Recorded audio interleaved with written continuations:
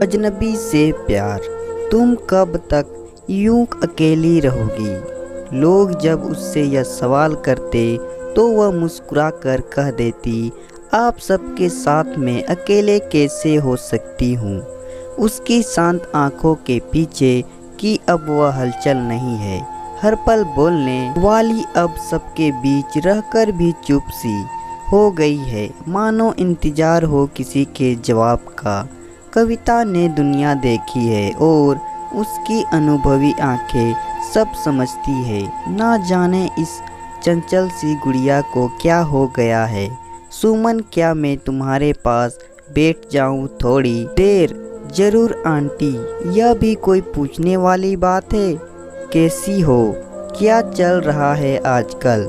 बस आंटी, वही stone college के घर और घर से कॉलेज। आप बताइए, कविता बोली। अरे बेटा, वह क्या कहते हैं व्हाट्सएप और फेसबुक, तुम तो जानती हो कि नया ज़माना है। किसी को रिश्ता बताओ तो पहले फ़ोटो भेजो। हमें तो बस फ़ोन सुनना और काटना आता है, फ़ोटो कहाँ से भेजे। अब वही सब सीखना पड़ रहा है। क्या करे बेटियाँ, समय ही ऐसा आ गया है। बस घर बैठे बिठाए सब काम हो जाए। यह फ़ोन भी अजीब चीज़ है। कविता को पूरा मोहल्ला जानता था। वह रिश्ते करवाती थी। सुमन का रिश्ता भी कविता ने ही करवाया था। सुमन के पिता बैंक में नौकरी करते थे, यहीं पर दिल्ली में। 6 साल यहाँ पर रहे इसी मोहल्ले में, फिर देहरादून तबादला हो गया। किसी का मन नहीं था यहाँ से जाने का, लेकिन नौकरी है तो जाना तो होगा। सुमन 10वीं क्लास में थी, चुलबुली सी, बला की खूबसूरत, हंसकर प्यार से बोलने वाली, सबकी चहेती। उनके जाने के बाद सुनकर सब उदास हो गए। देहरादून के अच्छे मोहल्ले में घर मिल गया था, लेकिन सुमन जब बीकॉम फर्स्ट ईयर में थी तब उसके पिता का तबादला फिर से दिल्ली हो गया। दिल्ली में वे उसी मोहल्ले में आकर रहने लगे।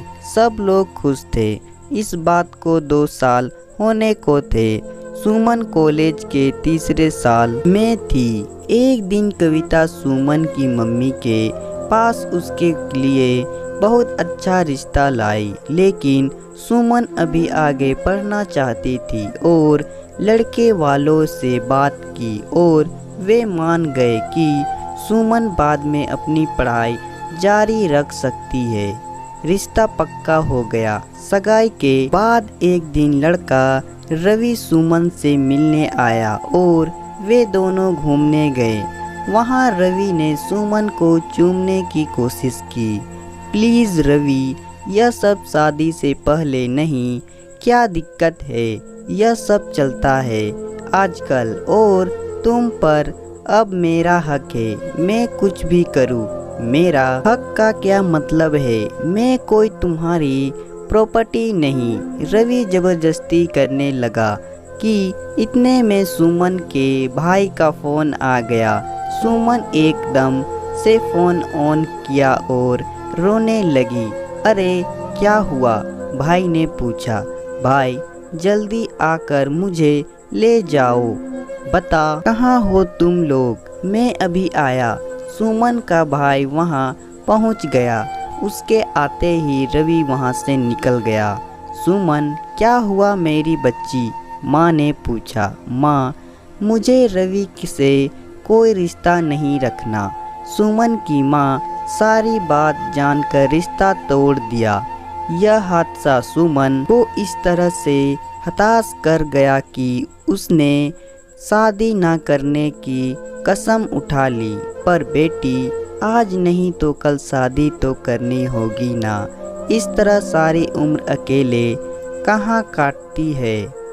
कहाँ? कविता ने सुमन से कहा। आंटी, आप सब हैं ना, मैं अभी पढ़ूंगी और ये मर्द सब हवस के पुजारी हैं। कोई प्यार नहीं करता किसी को, सब औरत के जिस्म के भूखे हैं। ये रिश्ते प्यार के नहीं सिर्फ हवस के हैं। मुझे नहीं चाहिए ये हवस के रिश्ते। समय गुजरता गया। पोस्ट ग्रेजुएशन की डिग्री लेने के बाद सुमन को दिल्ली की एक अच्छी कंपनी में नौकरी मिली गई। सुमन दिल्ली शिफ्ट हो गई और जब भी घर आती तो अक्सर उसकी शादी की बात छिड़ती, मगर सुमन हर बार टाल जाती। सुमन को नौकरी करते 2 साल बीत गए थे। वह ऑफिस में किसी मर्द से कोई ज़्यादा बात ना करती, बस अपने काम से काम रखती थी। एक बार सुमन ने मैसेंजर पर हेलो का मैसेज आया, मगर सुमन ने कोई जवाब ना दिया। इस तरह 2-3 दिन कभी गुड मॉर्निंग तो कभी हेलो का मैसेज आता रहा। सुमन ने देखना चाहा कि कौन है जो रोज़ मैसेज करता है, लेकिन वह उसके बारे में कुछ ना जान सकी क्योंकि प्रोफाइल पर ताजमहल की तस्वीर थी। सुमन को बचपन से ही ताजमहल बहुत पसंद था, लेकिन अपने साथ हुए हादसे के बाद वह अक्सर ताजमहल की तस्वीर देख करती थी और सोचती थी प्यार तो उस जमाने में हुआ करता था, आजकल प्यार ने हवस का रूप ले लिया है। मगर मैसेज आने का सिलसिला जारी रहा। अब तो गुड नाइट का मैसेज भी आने लगा। आखिरकार एक दिन सुमन ने मैसेज पर पूछा कौन है और आप मुझे मैसेज क्यों करते हैं। सामने से जवाब आया, आप मुझे अच्छी लगती है। क्या गुड मॉर्निंग और गुड नाइट करना गुनाह है? अगर आपकी नज़र में यह गुनाह है तो आप जो सज़ा देना चाहती हैं मुझे कबूल है, लेकिन मेरे मैसेज का जवाब तो दे। सुमन ने किसी मैसेज का कोई जवाब नहीं दिया, लेकिन मैसेज सुबह शाम आते रहे।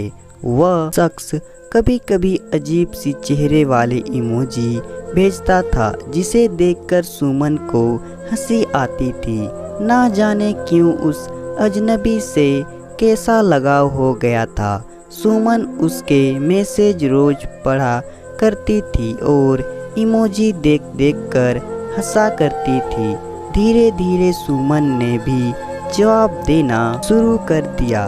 वह कभी गुड मॉर्निंग और कभी गुड नाइट का मैसेज कर देती। धीरे धीरे उन दोनों में दोस्ती हो गई। तकरीबन 6 महीने तक यह सिलसिला चलता रहा, लेकिन सुमन सोचती कि अजनबी मुझे बिना देखे या बिना जाने क्यों दोस्ती करना चाहता है। क्या वह मुझसे प्यार करता है? लेकिन उसने तो मेरी कोई तस्वीर तक भी नहीं देखी, तो प्यार कैसे? दरअसल सुमन ने अपनी प्रोफाइल पर नरगिस के फूल की तस्वीर लगाई हुई थी और ना ही अपने फेसबुक अकाउंट में अपनी कोई तस्वीर डाली हुई थी। वह सोचने लगी कि क्या सचमुच अभी भी प्यार जिंदा है।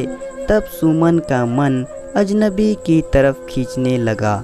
वह उसे देखने को उतावली हो रही थी। एक दिन सुमन ने मैसेज किया, एक बात पूछूं?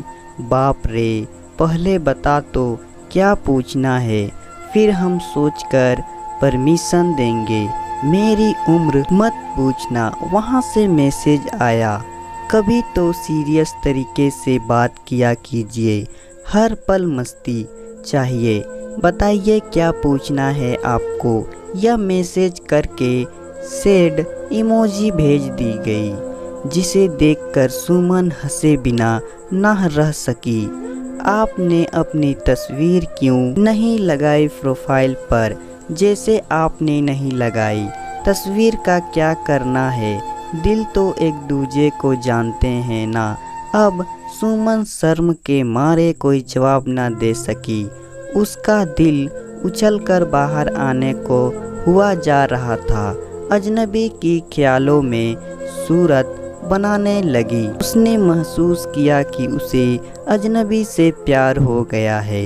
एक दिन अजनबी का मैसेज आया, आज ठीक 5 बजे ताज होटल में चाय एक साथ पिएंगे। सुमन खुशी से उछल पड़ी। उसने ऑफिस से हाफ डे ले लिया। कमरे पर आकर फ्रेश होकर ड्रेस ब्लू कलर की ड्रेस पहनी। गोरा रंग होने पर नीले रंग में बला ही खूबसूरत लगती थी।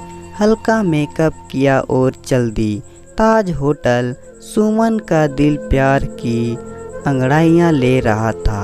आज उसे रास्ता भी लंबा लग रहा था, लेकिन जैसे ही बताई गई टेबल पर पहुंची तो बॉस को देखा कर ठिठक गई। आओ सुमन बैठो।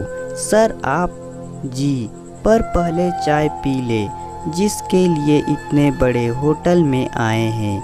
सुमन को समझते देर ना लगी कि वह अजनबी उसका बॉस ही था। सुमन का दिल बड़ी जोर से धड़क रहा था। उसे अपने बॉस अच्छे तो लगते थे, मगर उनके साथ ऐसा रिश्ता तो वह सपने में भी नहीं सोच सकती थी। ऑफिस में तो उसने कभी उन्हें किसी से भी हंसी मजाक करते भी नहीं देखा था, इसलिए अजनबी के मिलने की खुशी के साथ उसे हैरानी भी थी कि क्या सचमुच बॉस ही है, वे अजनबी है। बॉस उसकी हालत को समझते हुए बोले, सुमन मैं सचमुच तुम्हें चाहता हूँ, लेकिन अगर मैं बॉस बनकर यह बात कहता तो शायद तुम नौकरी के दबाव में आकर हाँ करती। यह तुम्हें मंजूर ना होता तो नौकरी छोड़कर चली जाती, और मैं तुम्हें ना तो खोना चाहता था, ना ही तुम्हें किसी दबाव या डर में देख सकता था, इसलिए मैं अब तक अजनबी बना रहा। अब तुम्हारा जो भी फैसला हो मुझे मंजूर है, मगर एक रिक्वेस्ट है, तुम नौकरी छोड़कर मत जाना। सुमन नजरें झुकाए बस इतना ही कह पाई, आप दिल्ली जाकर मेरे मम्मी पापा से बात कर ले। तो दोस्तों, कहानी पसंद आए तो वीडियो को लाइक करें और साथ ही साथ चैनल को सब्सक्राइब भी कर दे।